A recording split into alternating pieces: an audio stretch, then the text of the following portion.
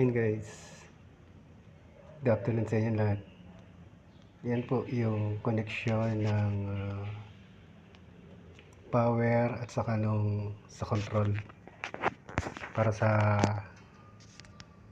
keycard switch.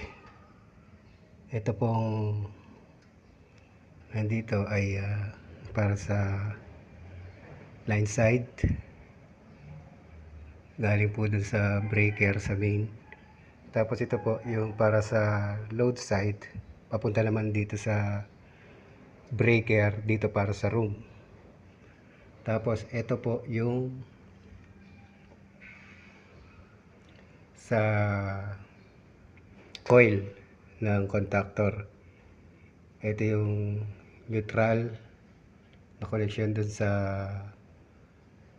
keycard switch natin at saka sa line 2. Then yung sa isang coil natin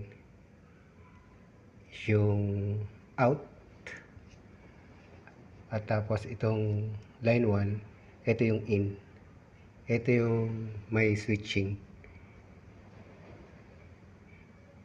Siya yung magsi-switch pagka inilagay keycard switch doon sa keycard holder niya. Yan lang po guys. Shoutout nga po pala sa mga kumpare ko, kay kumparing Marby, kay paring Junel, kay paring Alex, kay paring Jordan, sa mahal kong asawa at sa pinakamamahal kong baby, EA. Love you guys. Thank you.